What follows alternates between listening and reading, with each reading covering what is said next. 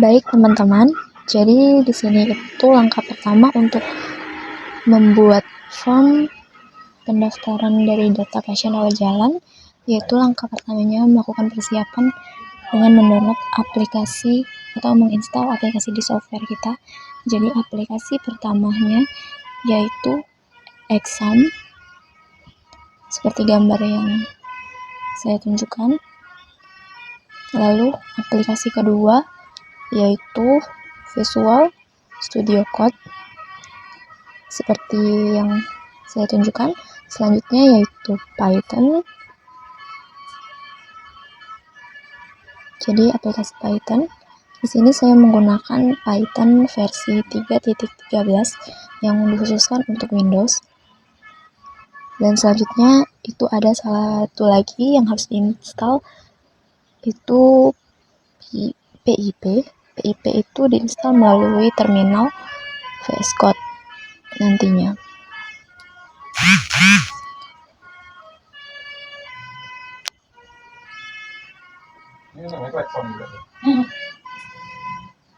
Selanjutnya, langkah kedua, kita bisa membuat database-nya terlebih dahulu melalui aplikasi Exam.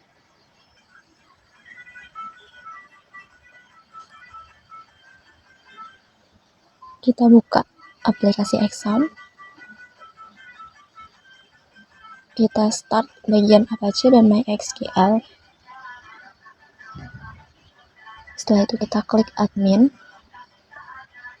atau juga bisa kita buka di http localhost php myadmin kita. Di sini kita langsung saja membuat database yang baru. Di sini saya menggunakan database dengan jumlah kolom 7, jadi di sini kita buat 7. Dan nama tabelnya yaitu pendaftaran.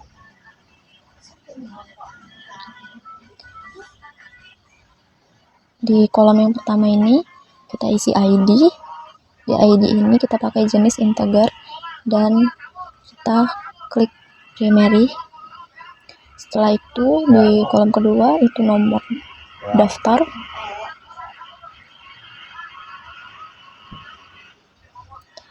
Jenisnya yaitu varchar. Kita isi panjangnya itu 50. Di kolom selanjutnya yaitu kita isi tanggal. Tanggal itu kita pakai jenis date. Ya, kita pakai jenis date. Date. Terus di bagian selanjutnya yaitu kode pasien. Di kode pasien kita pakai varchar dengan jumlah 50 juga ya. Selanjutnya yaitu nama pasien. Nama pasien ini menggunakan jenis varchar juga. Kita isi di sini 50 juga. Lalu poli. Di poli ini kita isi sama varchar dengan jumlah 50.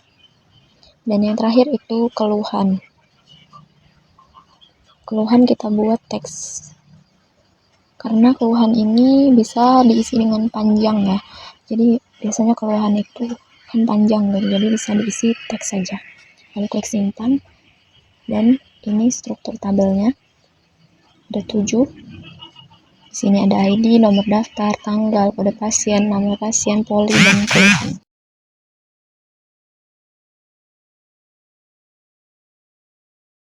Langkah selanjutnya yaitu kita membuat folder. Di sini langsung saja klik kanan, pilih new, klik folder, klik kanan, new, klik folder itu,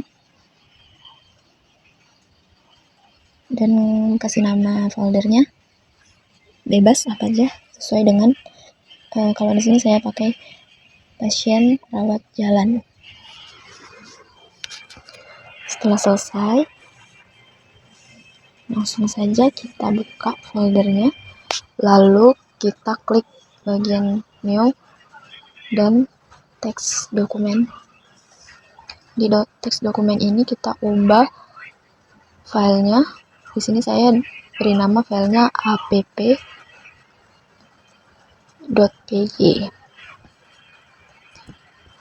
app.py. PY ini adalah bahasa pemrograman yang akan dipakai.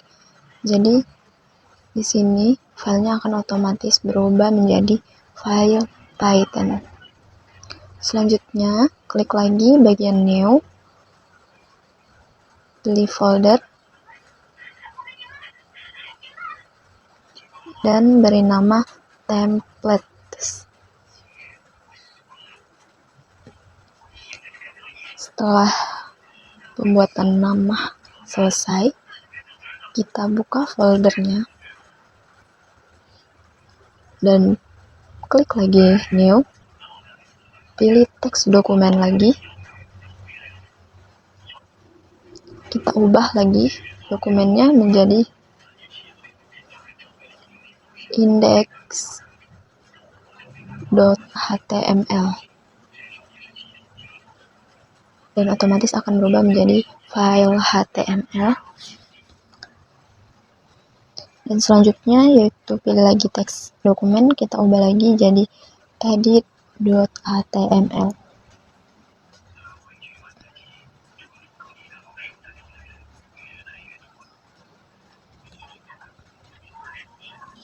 Berubah lagi, secara otomatis dia akan menjadi file HTML. Setelah file ini selesai dibuat, kita keluar dan langsung masuk ke Visual Studio Code-nya. Pilih New Window. Kita ketik lagi Visual Studio Code. Setelah itu pilih Open Folder dan cari folder yang sudah kita buat dan kita isi dengan menggunakan codingan. Di sini saya pilih folder saya yang bernama pendaftaran pasien rawat jalan dan dibuka, sudah terisi dengan codingan Python dan HTML. Ada ini bagian kode Python. Ini merupakan codingan index HTML dan ini edit HTML. Jadi kita jelaskan satu persatu codingannya. Jadi di baris pertama ini ada flash, ada reader template, request, redirect URL, flash, dan MySQL connection. Flash itu gunanya untuk membuat aplikasi web dengan flash ya. Dan di bagian reader itu menampilkan HTML, misalnya untuk indeks HTML dan edit HTML. Selanjutnya di bagian request itu untuk mengarahkan pengguna ke halaman tertentu. Di request itu pengambilan data form itu baik lewat post ataupun URL get ya. Dan selanjutnya untuk di bagian baris 4 dan baris 5 itu berguna untuk membuat instance aplikasi flashnya dan mengamankan flash message-nya. Selanjutnya di nomor 7 sampai dengan 14 itu fungsinya untuk dipakai ke koneksi database MySQL lokal. User password itu disesuaikan dengan database kita. Selanjutnya itu di nomor codingan 16 dan 17. Ini untuk halaman utama, tampilan data, atau untuk menyimpan data baru. Dan di bagian selanjutnya itu 21 sampai 27 itu untuk mengambil data dari form input. Formnya itu HTML kan, datanya itu akan disimpan ke database. Selanjutnya itu di nomor 30 sampai dengan 33 itu jika data yang kita input itu berhasil masuk ke database, dia akan menampilkan data berhasil disimpan, dan jika tidak, dia itu akan menampilkan error ya. Untuk di bagian 38 sampai dengan 48 itu menampilkan pencarian, itu adalah fitur pencariannya. Fitur pencarian ini melalui pencarian nama pasien. Jadi pencariannya itu khusus untuk nama pasien saja.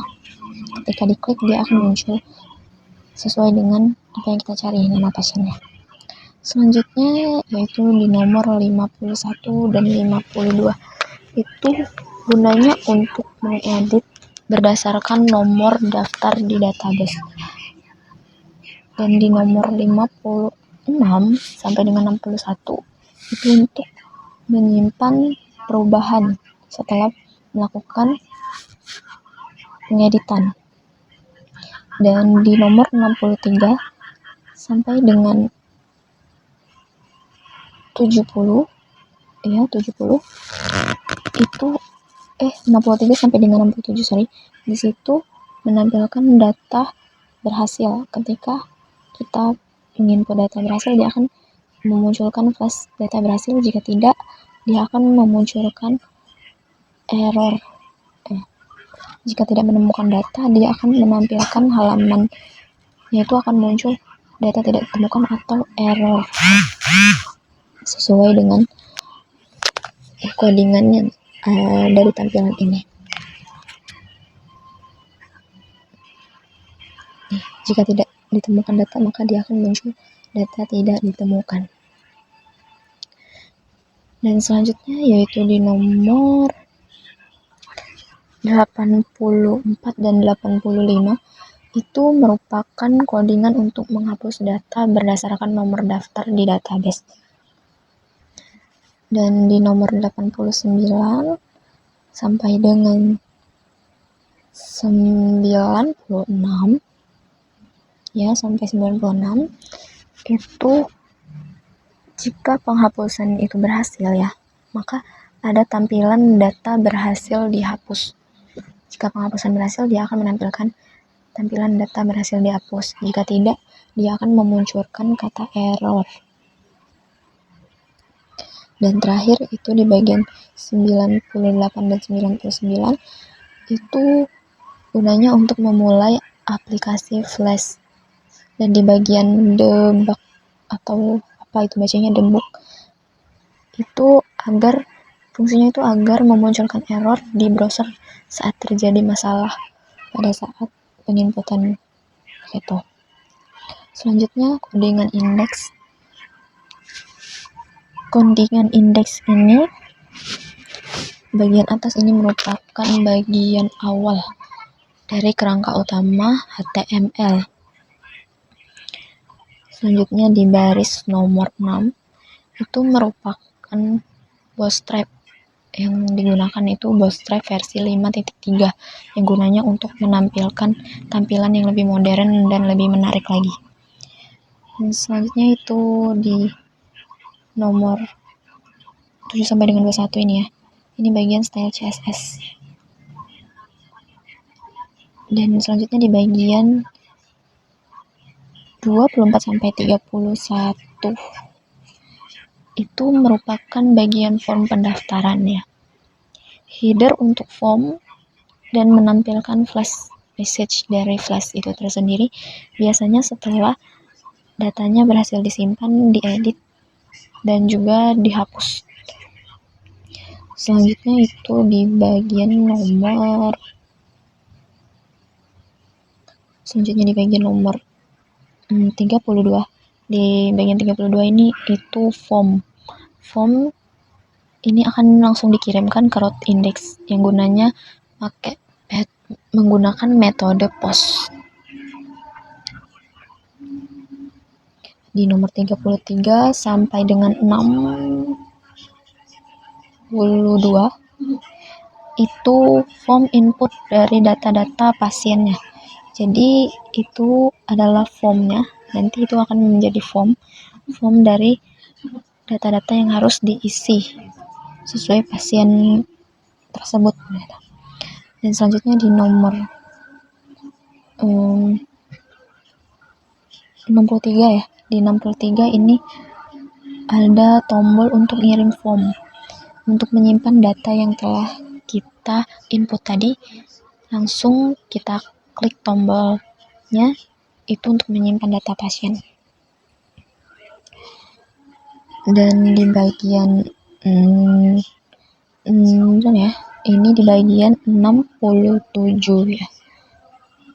Bagian 67 sampai dengan 72 itu merupakan form pencarian yang akan langsung dikirim ke halaman utama menggunakan metode GET. Pencarian data ini difilter berdasarkan nama pasien. Ya, jadi di bagian terakhir itu bagian nomor codingan yang 75 sampai ke 108 ya. Dari 75 sampai 108 ini merupakan tabel styling dan perulangan penampilan data dari database. Kalau data tidak ada, akan tampil data tidak ditemukan, dan jika data tersebut berhasil, dia akan diarahkan ke root flash utamanya gitu. Langsung diarahkan. Edit ataupun hapus itu diarahkan ke root flash edit ataupun hapus. Dan yang terakhir itu codingan edit. Di bagian edit HTML ini itu sama saja dengan di bagian indeks HTML, tapi bedanya di bagian akhir yang nantinya jika berhasil itu akan kembali diarahkan ke halaman utama. Jadi setelah pengeditan berhasil, kita mengeklik tombol submit, itu langsung diarahkan lagi menuju halaman utama indeks tadi, halaman utama form. Setelah selesai pengeditan, dia akan muncul lagi di bagian awal.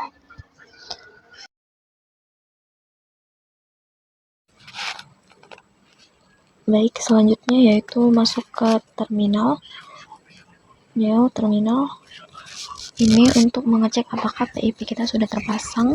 Untuk ketik PIP version, enter, dan seperti tampilan itu artinya kita sudah ada versi PIP. Dan untuk yang belum menggunakan PIP, kita bisa mengetik Python,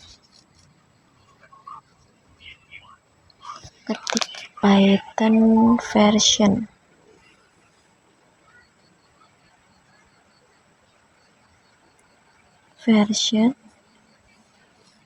enter, lalu dia akan muncul Python dengan versi apa di laptop kita yang sudah terdownload. Dan untuk mengupdate Python-nya itu bisa ketik Python npip install upgrade pip, enter.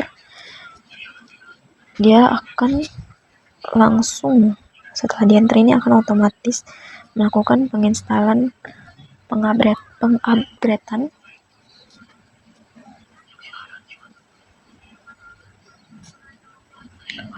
kita tunggu saja sampai loadingnya successful dan memunculkan tulisan sukses. Ini sedikit memakan waktu ya, kurang lebih mungkin 1-2 menit. 1-2 menit. Kita tunggu saja.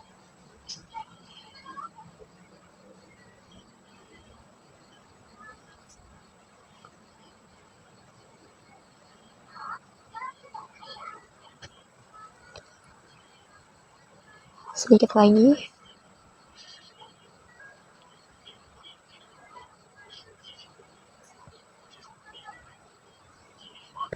Nah, setelah selesai dia akan muncul seperti ini. Installing sudah successful ya. Installing PIP-nya sudah sukses. Dan selanjutnya kita coba lagi ketik di terminal ini.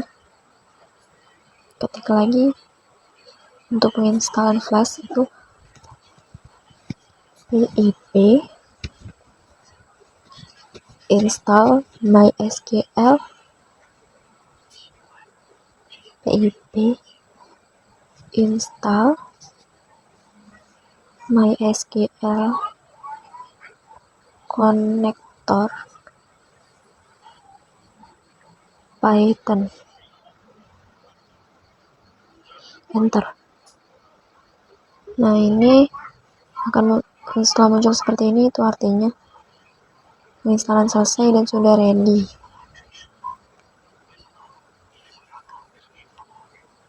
Setelah itu kita klik untuk melakukan running. Kita bisa juga mengklik di sini running dan bisa dapat link running, atau bisa juga melakukan running ulang di terminal. Kita hapus dulu ini, lalu kita buka terminal, new terminal, kita klik lagi Python app.py, enter. Nah, langsung muncul link runningnya. Ini kita copy saja, langsung saja kita copy.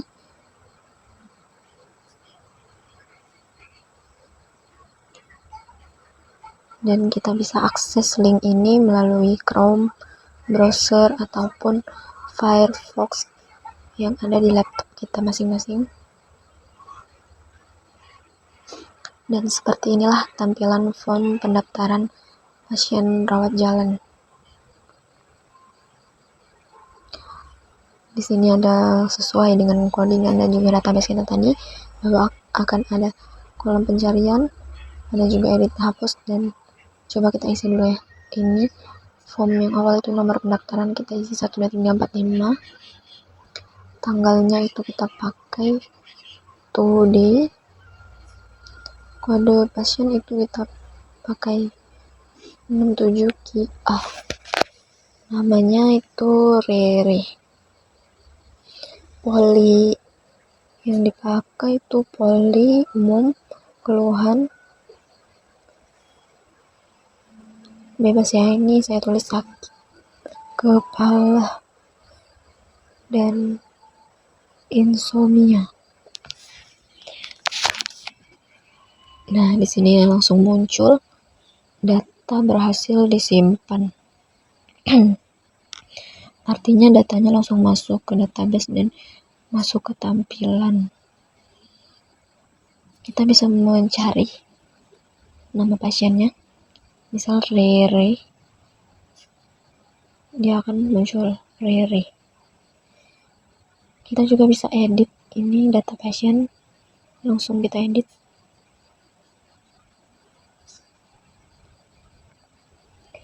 Kita coba edit kode pasien ini ya, sama keluhan.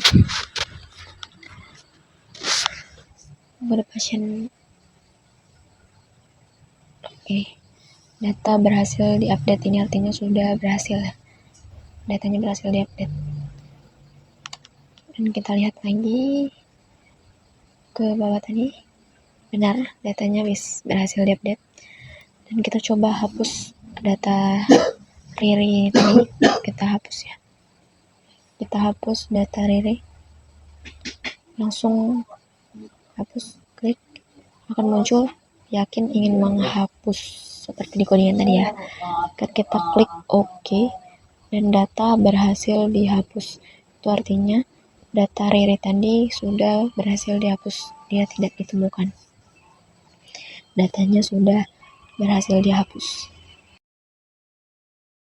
Inilah tampilan daripada form pendaftaran pasien rawat jalan sesuai dengan codingan yang telah dijelaskan di awal tadi, bahwa ada kolom pencarian nama pasien, ada juga tampilan formnya, beserta tombol aksi edit dan juga hapus.